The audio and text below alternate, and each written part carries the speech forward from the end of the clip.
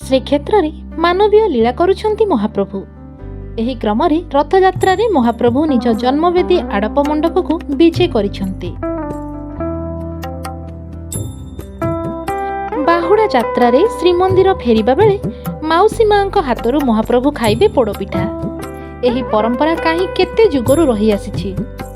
ଏଥିପାଇଁ ତ ମାଉସୀ ମାଙ୍କ ମନ୍ଦିରରେ ପୋଡ଼ପିଠା ତିଆରି ଶେଷ ହୋଇଛି। ଏହି ପୋଡ଼ପିଠା ପ୍ରସ୍ତୁତ କରିଛନ୍ତି ମାଉସୀ ମାଙ୍କ ପୂଜକ ବିଶ୍ୱନାଥ ମିଶ୍ର। ପୋଡ଼ପିଠା ପ୍ରସ୍ତୁତି ବି ଭାରି ନିଆରା।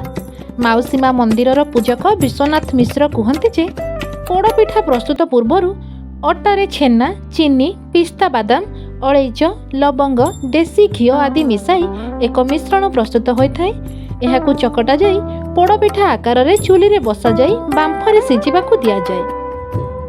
ପ୍ରାୟ 8 ଘଣ୍ଟା ବାମ୍ଫରେ ସିଝିବା ପରେ ଏହାକୁ ବାହାର କରି ଥଣ୍ଡା ହେବାକୁ ଛାଡ଼ି ଦିଆଯାଏ। ଥଣ୍ଡା ହେବା ପରେ ଖଣ୍ଡ ଖଣ୍ଡ କରି କାଟି ଏହାକୁ ପୁନର୍ବାର ଦେଶୀ ଘିଅରେ ଛଣାଯାଏ। ପରେ 3 ଠାକୁରଙ୍କୁ 3ଟି କୁଡ଼ୁଆରେ ସମର୍ପଣ କରାଯାଇଥାଏ। ତେବେ ଯଦିଓ ଏହାର ନାମ ପୋଡ଼ପିଠା, କିନ୍ତୁ ଏହାକୁ ପୋଡ଼ାଯାଏ ନାହିଁ।